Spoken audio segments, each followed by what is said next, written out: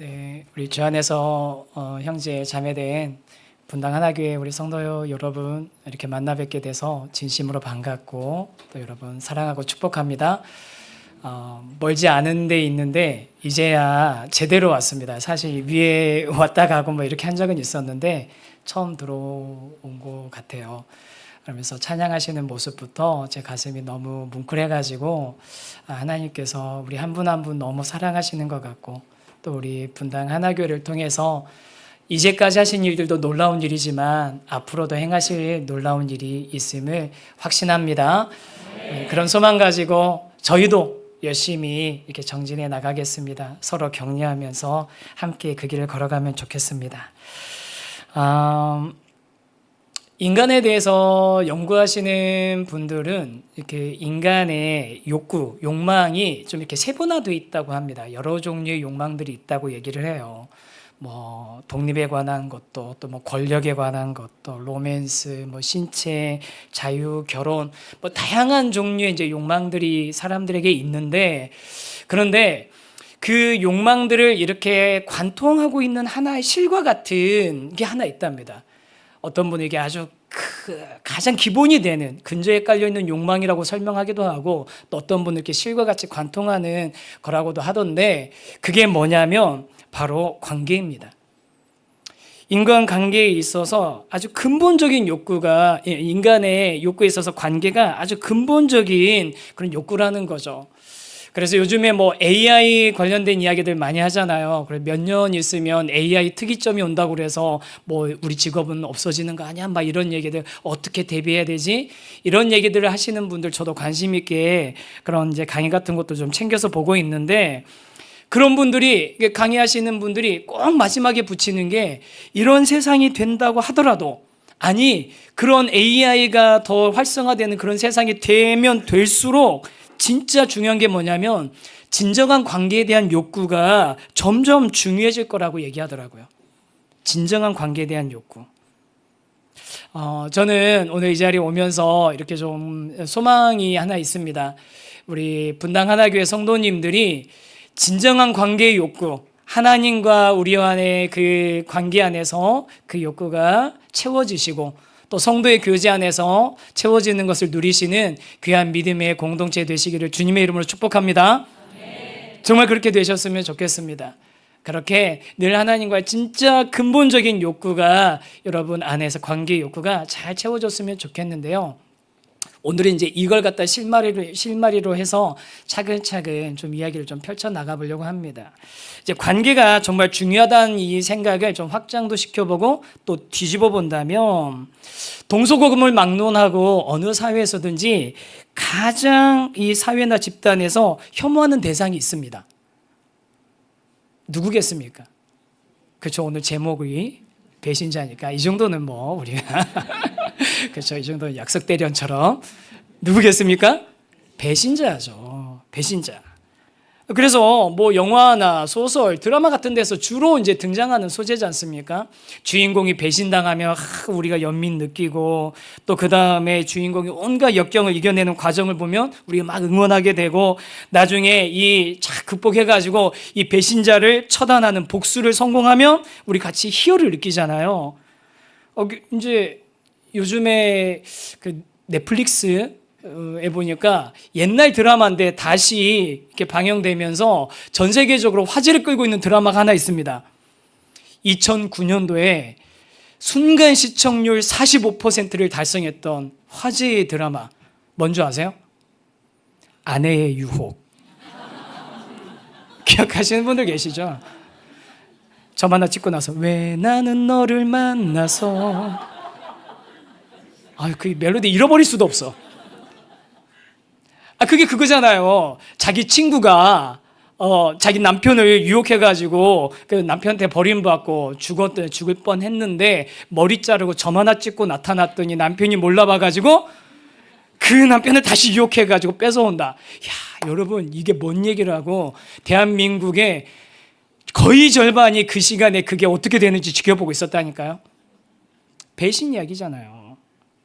그래서 우리가 이 배신에 관한 게 우리 인간에 있어서 굉장히 근본적인 욕구를 관통하는 건데 왜 그러냐면 여러 가지 것들을 제가 아까 이렇게 꿰는 끈이라고 말씀드렸잖아요. 배신은 이 끈을 끊어버리는 행위와 같다는 거예요. 그게 이게 잘 회복이 안 된답니다. 배신을 당하면. 그래서 오늘은 이제 배신에 관해서 또 이제 이야기를 좀 해 나가 보려고 합니다. 여러분, 그러면 인류 최고의 배신자는 누구일까요? 오늘 읽었지 않습니까? 이 정도는 우리 서로 같이 해드릴 인류 최고의 배신자는 누구일까요? 가룟 유다죠. 가룟 유다입니다. 누가 뭐라고 해도 인류 최고의 배신자는 가룟 유다입니다.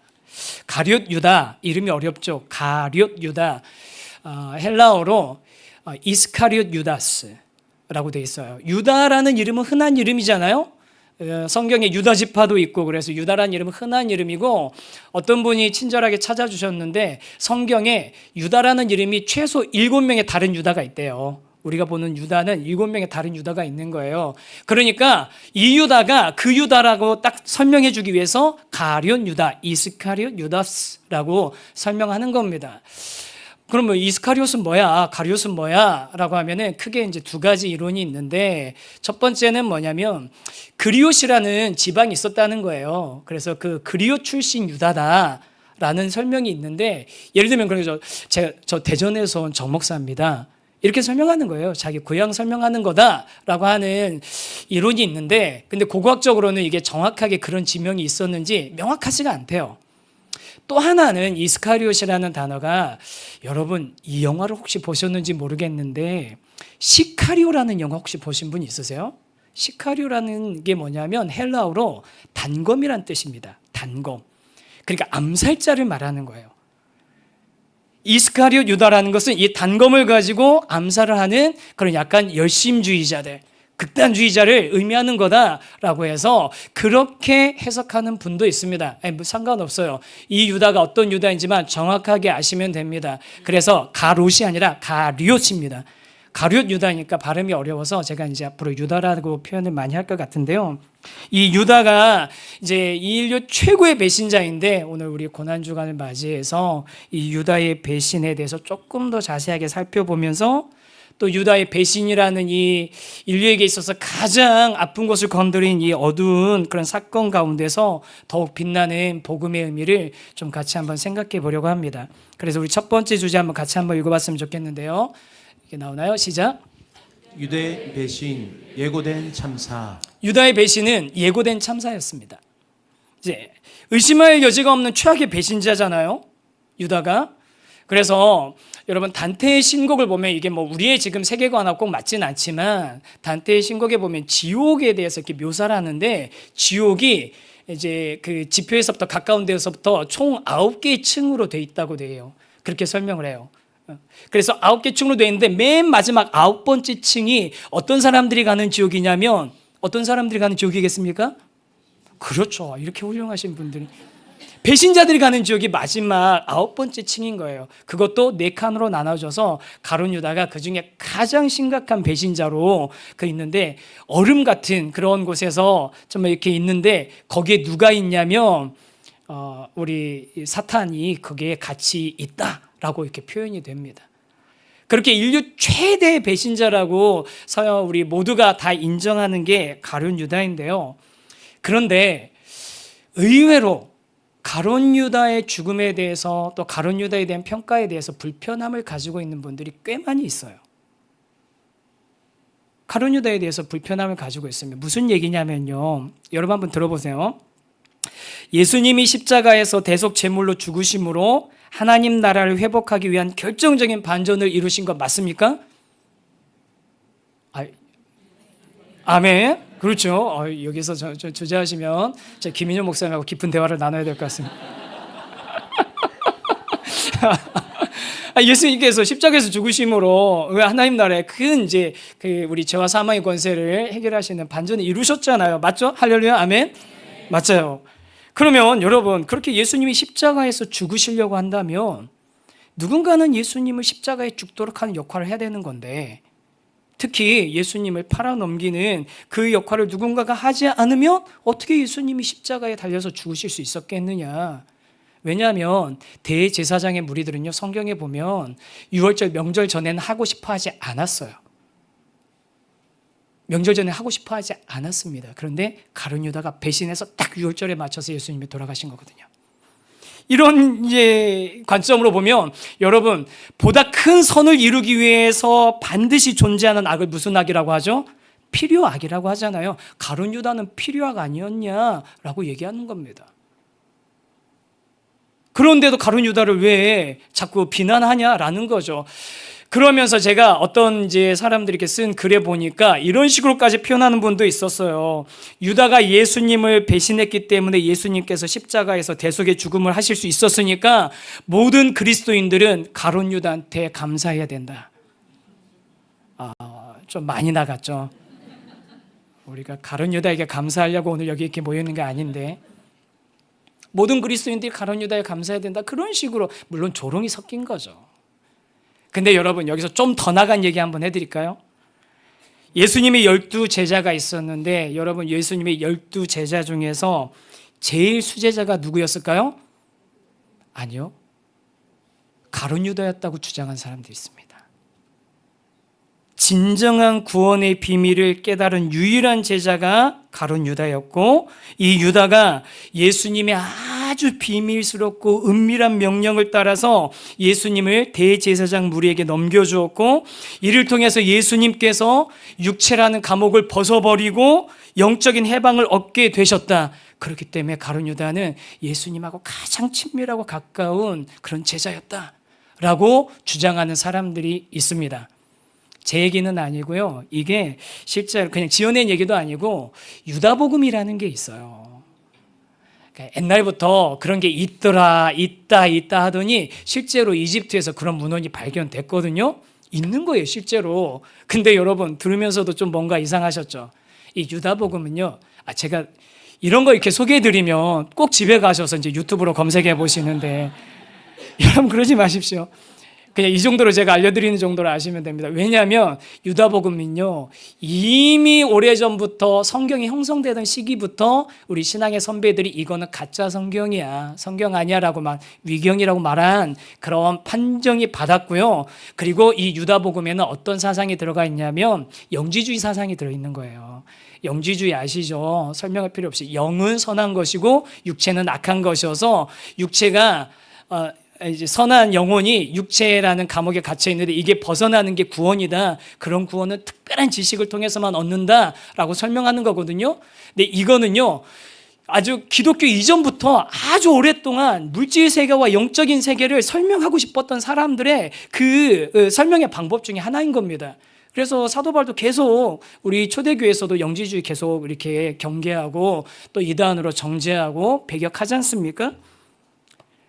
이렇게 유다가 예수님의 은밀한 그 명령을 수행한 그런 특별한 사명을 지닌 그런 제자 중에 한 사람이었다라고 설명하고 싶은 이유는 뭐냐면, 그만큼 유다의 죽음에 대해서 우리가 불편함을 가지고 있다는 겁니다. 그러면 여러분, 정말로 유다가 예수님을 배신한 이유는 뭘까요? 여러분은 어떻게 알고 계십니까? 제가 대학생 때, 그리고 제가 신학 배우고 할 때 여러 목사님이 이 유다의 배신에 대해서 이렇게 설명하는 걸 들었고, 또 저도 그렇게 설명을 많이 했었습니다. 뭐냐면 유다가 예수님에 대한 정치적인 배신감 때문에 예수님을 배신했다는 거예요. 아까 시카리오, 단검을 들고 다니는 이런 그 극렬주의자인데, 예수님한테 기대를 하면서 예수님을 따라다니면서 예수님이 뭔가 정치적인 뭔가 그런 새로운 일들을 이뤄내실 거에 대한 기대를 가지고 예수님을 따라왔는데, 막상 따라와 보니까 시간이 지날수록 이게 아닌데 싶었다는 거예요. 왜 그러잖아요, 여러분. 진보도 있고 보수도 있고, 그러면 이쪽에 있다가 이쪽으로 넘어가는 분도, 이쪽에 있다가 이쪽으로 넘어가는 분도 계시잖아요. 전향했다고 하잖아요. 이런 분들이 가만히 지켜보시면 자기가 떠나온 진영을 얼마나 맹렬하게 공격하는지 몰라요. 얼마나 증오하는지 몰라요. 왜요? 깊이 들어가 봤더니 내가 생각했던 이상과는, 내가 그렇게 열정을 쏟아부었던 것과는 전혀 다르다는 걸 발견하고 나서 환멸을 느끼는 거죠.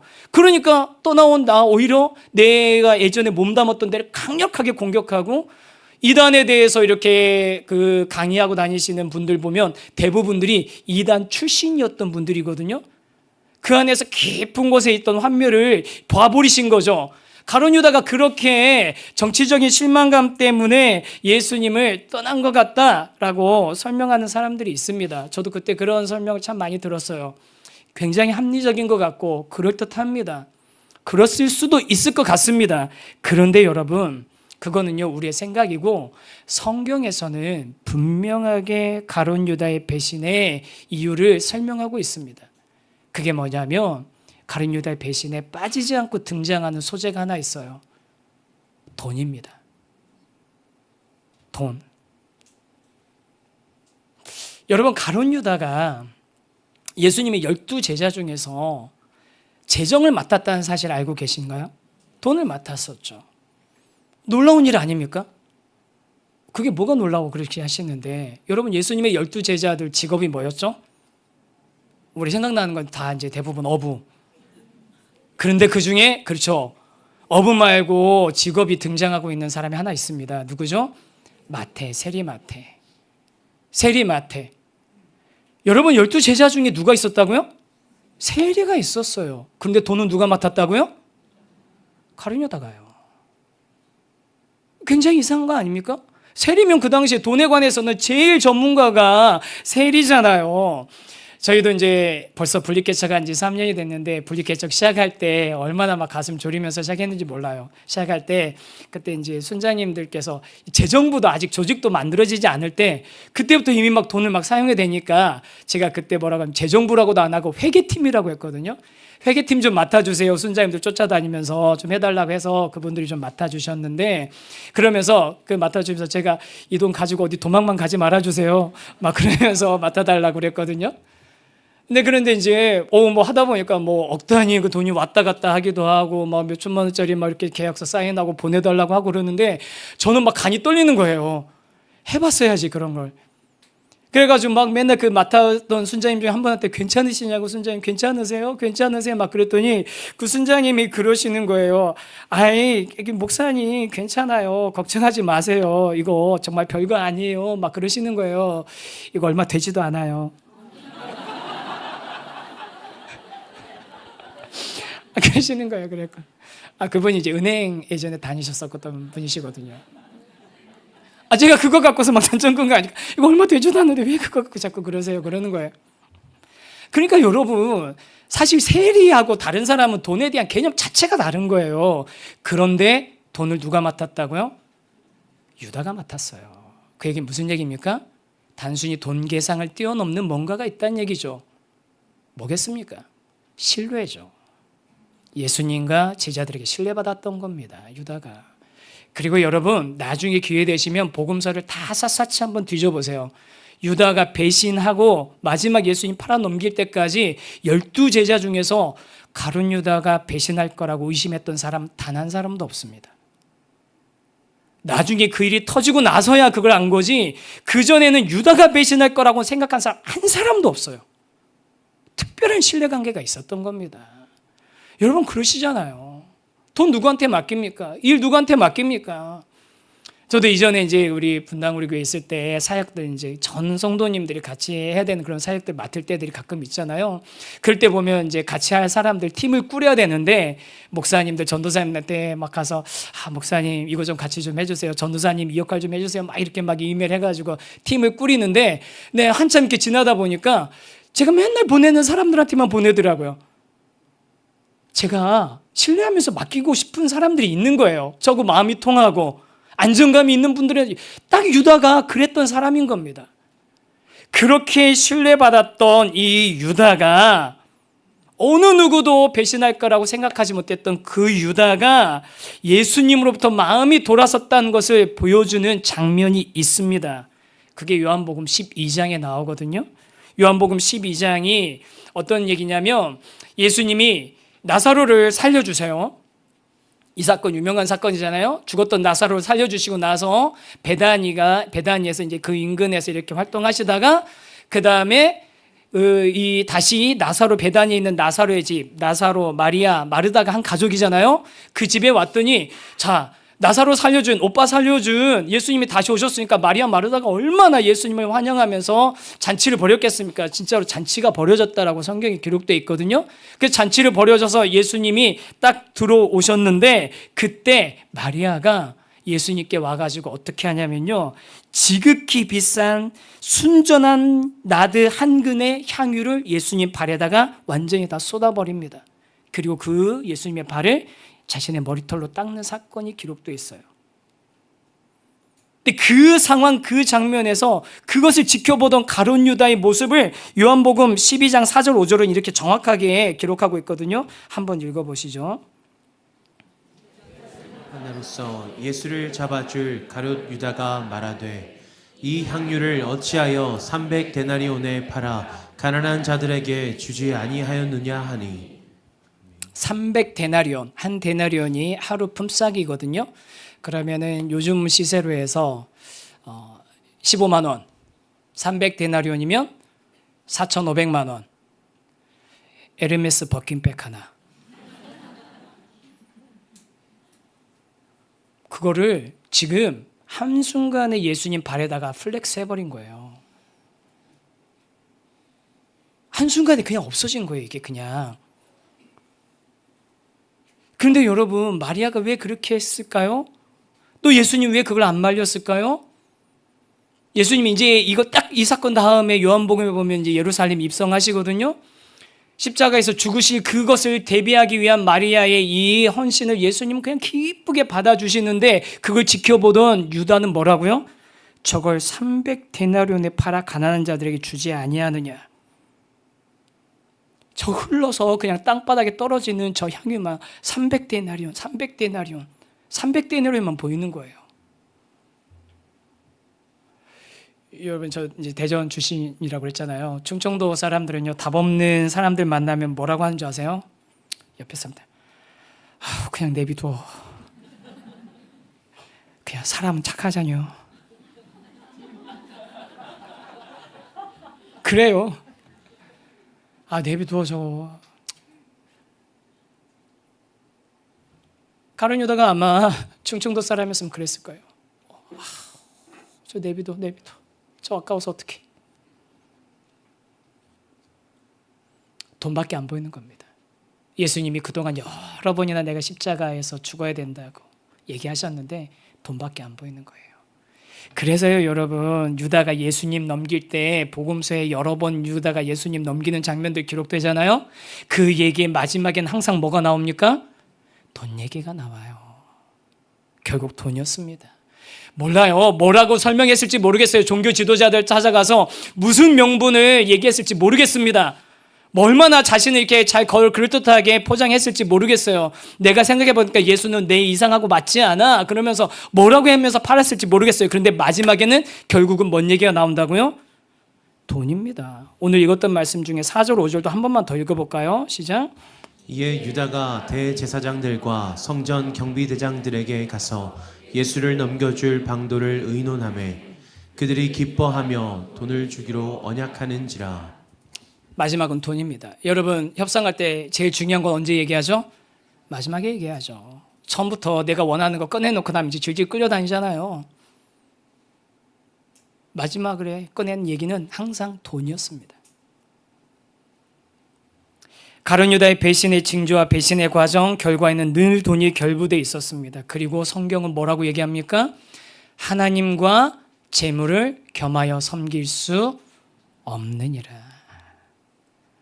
그게 무슨 얘기입니까? 유다가 예수님 따라다니면서 주님이라고 불렀는지 선생님이라고 불렀는지 뭐라고 부르면서 따라다녔는지 모르겠지만 한 번도 유다에게 예수님이 자신의 진짜 주인이셨던 적이 없었다는 거예요. 예수님이 자신의 주인이 아니시라는 거예요. 재물이 유다의 주인이었고 사단은 그런 유다의 마음을 놓치지 않고 꽉 붙잡고 끌고 간 겁니다. 3절 말씀도 한번 읽어볼게요. 시작. 12 중에 하나인 가룟이라 부르는 유다에게 사탄이 들어가니. 여러분, 유다에게 사탄이 들어갔답니다. 사탄이 들어갔다는 게 뭡니까? 무슨 뭐 사탄의 인형 들여가지고 막 이렇게 막 사탄이 조종한다고 했다는 걸까요? 그런 얘기가 아니에요. 여러분, 이 유다의 마음에 있는 하나님이 주인이 아니시고 예수님이 주인이 아니신 그 상태를 사단이 놓치지 않고 그걸 가지고서 낚아채듯이 끌고 갔다는 겁니다. 여러분, 사탄이 어떤 사탄입니까? 심지어는 예수님이 40일 금식 기도하셨을 때 와가지고 당장 먹을 것과 세상의 부귀영화 가지고 넘어뜨리려고 했던 게 바로 사탄 아닙니까? 그때만 그랬나요? 에덴 동산에서는 어땠습니까? 아담과 하와가 하나님이 아닌 등을 돌려서 다른 것을 추구하도록 만들었던 게 그게 사탄 아닙니까? 하나님이 주인이 아니라 네가 주인이 될 수 있다고, 다른 것을 네가 추구해도 된다고, 그게 사탄의 유혹인 겁니다. 그게 사탄이 그 유다에게 들어간 겁니다. 이미 예수님을 등진 마음이 사탄에게 전용되어 있었고요. 사탄의 생각에 사로잡혔던 것뿐입니다. 언제부터였는지 모르지만 예수님이, 하나님이 자신의 목적이었던 적이 없어요. 그냥 예수님, 하나님은 자신의 목적을 달성하기 위한 수단이었던 겁니다. 그게 돈, 재물 앞에서 다 드러났던 거예요. 여러분, 유다의 배신의 본질은 그겁니다. 돈이라고 얘기하는 하나님이 아닌 다른 것에 주권을 내어드렸던 상태. 다른 것이 내 삶을 주장하고 있는 그 상태였기 때문에 가룟 유다는 예수님을 배신한 거거든요. 그러면 여러분, 이때 이 순간에서 가룟 유다만 그렇게 예수님을 배신했습니까? 우리는 예수님 십자가에서 돌아가실 때 늘 가룟 유다를 우리가 손가락질하지만 그렇지 않습니다. 우리 큰 두 번째 주제 같이 한번 읽어보겠습니다. 시작. 또 다른 배신자 베드로와 제자들. 베드로와 제자들입니다. 여러분, 베드로와 제자들도 다 예수님 배신했습니다. 고난주간 우리 첫째 날 우리 큐티 하시면서 다 읽으셨던 본문일 텐데요. 예수님이 정말 이 유월절을 앞두고서 간절하고 정말 심각한 마음을 가지고 유월절 만찬을 진행하실 때 제자들이 뭐합니까? 누가 크냐고 서로 다툽니다. 너무 답답한 모습이죠. 그러면서 예수님이 여태까지 계속 이렇게 십자가에서 죽으시고 뭐 이런 하실 거 다 얘기하셨는데도 불구하고 제자들은 지금 내가 몇 번째 제자인가, 예수님 좌편 우편 누가 앉을 건가, 여기에만 지금 관심이 다 가 있었거든요. 그날 그 저녁에 예수님께서 이제 제자들하고 얘기할 때 예수님께서 베드로에게 네가 오늘 다 굴기 전에 3번 나를 부인할 거다라고 얘기하셨을 때 그때 베드로가 뭐라고 합니까? 내가 옥에 가더라도 아니면 죽더라도 내가 예수님을 결코 버리지 않을 거, 예수님 따라갈 겁니다 라고 얘기했더니 그때 다른 제자들도 다투어서 저도 그럴 거라고, 저도 그럴 거, 너만 그럴 줄 아냐고, 나도 그럴 거라고 막 서로 그랬는데 그 결과는 우리가 잘 아는 대로 어떻게 되어 있습니까? 마태복음 26장 56절 한 번만 읽어보겠습니다. 시작. 이에 제자들이 다 예수를 버리고 도망하니라. 제자들이 다 예수를 버리고 도망하니라. 한 명도 빠짐없이. 베드로는 어떻게 했습니까? 누가복음 22장 60절, 이것도 잘 아는 얘기예요. 이것도 한 번만 더 읽겠습니다. 시작. 베드로가 이르되 이 사람아 나는 내가 하는 말을 알지 못하노라고 아직 말하고 있을 때에 닭이 곧 울더라. 제자들은 다 도망갔고 베드로는 예수님을 3번 부인합니다. 3번. 한 번은 그럴 수 실수할 수 있죠. 2번도 그럴 수 있겠죠. 근데 3번이래요. 그리고 다른 복음서에 보면 예수님을 심지어는 저주하기까지 합니다. 여러분, 가룟 유다가 그렇게 하나님이, 예수님이 주인이 아니었기 때문에 예수님을 등지고 배신했다면 베드로는 정말 자기가 제자라는 것을, 예수님을 따르는 자라는 것을 드러내고 담대하게 표현해야 됐을 그 순간에 예수님을 가차없이 버리는 똑같은 배신자였습니다. 그럼 여러분 어느 쪽이십니까? 여러분은 유다 쪽이십니까? 베드로 쪽이십니까? 여러분 유다 쪽이세요? 베드로 쪽이세요? 대답하진 마세요. 옆에 있는 사람이 대답하면 맨날 생각날 거예요. 쟤는 유다야, 유다. 쟤 베드로야, 베드로. 맨날 이러실 거예요. 대답하지 마세요. 예수님을, 하나님을 수단으로 생각하는 유다 쪽이십니까? 아니면 내가 예수 믿는다는 걸, 내가 그리스도인이라는 걸, 내가 제자라는 걸 드러내야 될 자리가 있으면 슬그머니 입 닫고 돌아서 버리는 베드로 쪽입니까? 이런 얘기하면 정죄하는 것 같아서 여러분 불편하시죠? 그런데 여러분, 이 유다와 베드로 보면서, 제자들 보면서 불편해야 되는 게 정상 아닙니까? 왜냐면 저와 여러분이 그 모습이잖아요. 제가 여기서 이렇게 얘기하지만 사실은 제일 비겁한 사람이 저거든요. 저 이제 분리 개척하면서부터 미용실을 옮겨가지고 동네에 있는 남자 원장님이 깎아주는 미용실을 다니고 있는데, 그 미용실 원장님은 아직도 저를 사장님이라고 부릅니다. 저는 말 안 섞으려고 똑같이 해주세요 하고 입 꾹 다물고 끝까지 있다가 그러고 나오거든요. 제가 목사라는 걸 별로 밝히고 싶지 않아서 되게 비겁하죠. 뭐 그런 것만 있나요? 집에서도 뭐 제가 목사답지 못하고 그리스도인답지 못하고 운전할 때면 막 이럴 때 많이 있잖아요. 근데 저희 큰딸내미가 초등학교 6학년인데 그럴 때마다 저 뒤에서 외칩니다. 세우신교회 정지한 목사님!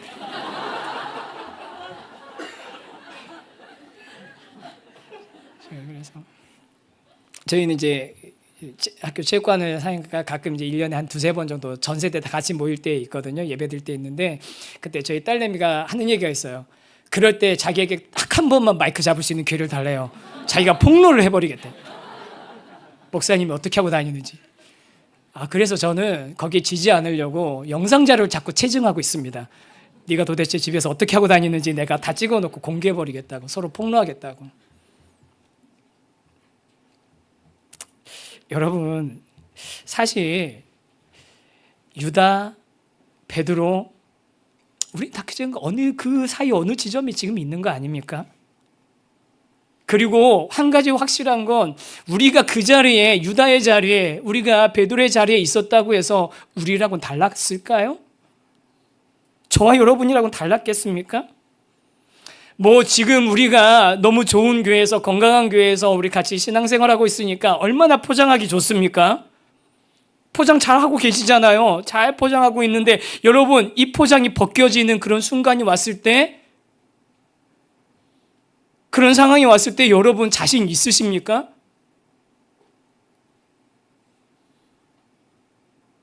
이 가면 벗을 때, 벗어야 되는 그 상황에서 자신 있으시냐고요. 유다나 베드로나 제자들이나 다 똑같이 잘 감추고 있었지만 그 속마음은 엄청나게 부패되어 있는, 하나님께 스스로 다가갈 수 없는 그런 상태였었죠. 이 상태를 성경은 정확하게 이렇게 이야기하거든요. 예레미야 17장 9절 말씀입니다. 읽겠습니다. 시작. 만물보다 거짓되고 심히 부패한 것은 마음이라. 누가 능히 이를 알리오마는. 상대방도 얼마든지 속일 수 있고요. 심지어는 자기 자신도 속일 수 있는 게 우리들입니다. 내 마음도 속일 수 있는 게 우리들이지만, 그런데 여러분, 속일 수 없는 분이 있죠. 누굽니까? 예수님이시죠. 하나님이시죠. 우리의 만물보다 거짓되고 부패한 이 마음을 너무나 잘 아시는 분이 계신데 예수님 하나님이세요. 그리고 그날 그 저녁에 유다가 배신할 것도, 베드로가 3번 부인할 것도, 제자들이 다 도망갈 것도 예수님은 다 아셨습니다. 아무리 감추고 있어도, 충성된 것처럼 감추고 있어도, 아닌 것처럼 숨기고 있어도 예수님은 다 아셨거든요. 그래서 다 아신 예수님이 어떻게 하셨습니까? 떡을 떼어주면서 이 떡을 먹어라. 이거는 너희를 위해서 주는 내 몸이라고. 나는 생명의 떡인데 이 떡을 먹으면 이제 정말 진짜 참 생명을 얻게 된다고. 잔을 주시면서 이 잔을 받으라고. 이것은 너희를 위해서 흘리는 내 피라고. 너희의 죄를 사하기 위해서 내가 이 피를 흘렸다고. 그러면서 떡과 잔을 주셨습니다. 여러분, 거기서 끝났습니까? 아니에요. 수건을 가지시고 무릎을 꿇고 제자들 12명을 다 발을 닦아주십니다. 몇 명을요? 12명을요. 베드로도, 유다도, 제자들도요. 성경 보세요. 그들 다 닦아주십니다.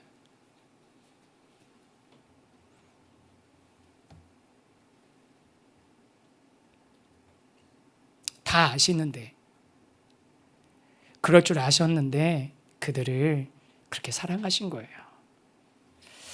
여러분, 이게 오늘의 결론입니다.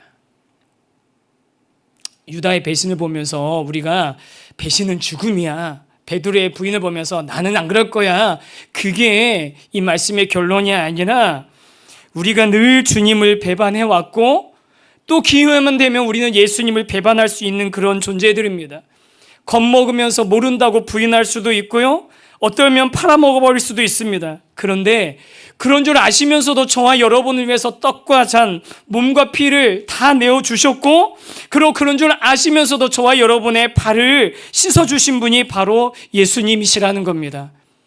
여러분, 이게 바로 성경이 말하는 복음입니다. 우리가 배신 안 하고 예수님을 안 팔아먹어서 인정받는 것이 아니라 그럴 줄 알면서도 저와 여러분을 사랑하신 줄 믿으시기 바랍니다. 그런 줄 알면서도 사랑하신 겁니다. 우리 중 누구도 완벽해가지고 완전한 충성을 드릴 수 있는 사람 한 사람도 없습니다.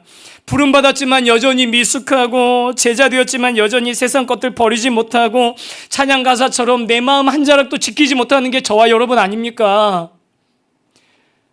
가정에서 자녀들 앞에서 내 마음 한 자락 지키지 못하는 게 저와 여러분이죠. 직장에서 내 마음 한 자락 지키지 못하는 게 저와 여러분 아닙니까? 남편 앞에서, 아내 앞에서 내 마음 한 자락 지키는 거 어려운 그런 저희들인데, 그런 줄 알면서도 주님이 우리를 사랑하셨다는 겁니다. 이게 성경이 말하는 복음입니다. 그러면 저와 여러분이 이제 어떻게 해야 되겠습니까? 우리가 이런 줄 알면서도 우리를 사랑하셨으니 또 가서 배신하게 되나요? 어차피 또 용서해 주실 거니까 또 배신할 수 있을까요? 여러분, 왜 예수님이 그런 줄 알면서도 우리를 다 받아주셨겠습니까? 그만큼 우리를 사랑하시니까죠. 이런 상상하면 안 되는 걸 알지만, 쓸데없는 상상이지만, 저는 가끔 이제 오늘 본문 이렇게 묵상하면서 생각해 봤어요. 만약에 이 가룟 유다가 이제 죄책감 느끼고 자살하잖아요. 근데 자살하지 않고 예수님 부활하신 다음에 와가지고 막 기어오든지 어떻게 오든지 뭐 고개 푹 숙이고 오든지 와가지고 예수님 앞에 와서, 예수님, 제가 그때 정말 진짜 머리에 뭐 이상했었나 봅니다. 제가 잠깐 미쳤었나 봅니다. 내 총 맞았었나 봅니다. 정말 죄송합니다, 예수님. 그러니까 저 예수님 이제 제자라고 부르지 마시고 사도라고 부르지 마시고 그냥 예수님 따라다니는 무리 중에 한 사람이라고 생각하고 그냥 그렇게 여겨주시면 안 되겠습니까? 라고 했으면 예수님이 어떻게 하셨을 것 같아요? 예수님이 어떻게 하셨을까요? 저는요, 누가복음 15장에 두 아들 이야기에서 그 아버지가 둘째 아들을 맞아줬을 때 딱 그 얘기 아닙니까? 둘째 아들이 내가 하늘과 아버지께 죄를 범했으니 나를 아들로 여기지 마시고 나를 종들의 하나로 여겨주십시오. 그렇게 얘기할 때 그 아버지가 어떻게 얘기합니까? 여러분, 대꾸도 하지 않으세요. 그 얘기에 대꾸도 하지 않으시는 분이 하나님이십니다. 그러면서 뺨에 맞춰 입을 맞춰주시고 끌어안아주시고 손에 가락지를 끼우시고 옷을 입히시고 신을 신기시고 살찐 송아지를 잡으라고, 이 내 아들은 죽었다가 다시 살아났다고. 그런 일이 일어나지 않았을까요? 여러분, 우리가 또 주님을 배신할 수 있고 배반할 수 있습니다. 하지만 그 주님 앞에, 주님, 내가 잘해서 나를 사랑한 것도 아니시고 내가 정말 완벽해서 나를 사랑한 것도 아니고 내가 너무 잘하니까 이 부족한 이 모습 이대로 나를 사랑해 주셨으니까 나도 이 모습 이대로 감추지 않고 숨기지 않고 그냥 주님께 내 삶을 좀 드리기 원합니다. 주님께 내 마음 좀 드리기 원합니다 하며 주님 앞에 있는 그대로 나가시는 저와 여러분 되기를 간절히 소망합니다. 이번 고난주간이 감출 필요 없습니다. 숨길 필요 없습니다.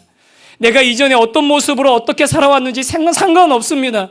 그것과 상관없이, 아니 그런 줄 다 아시면서도 저와 여러분을 사랑하셨다는 것, 이게 복음이라는 것만 잊지 마시고 여러분의 삶을 붙잡고 있는 과거에 어떤 것이 있다면 그 모든 무거운 것과 얽매기 쉬운 죄에서 다 벗어나셔서 우리를 안아주시는 그 주님의 품에 온전히 여러분의 삶을 맡기시게 되기를 주님의 이름으로 축원합니다.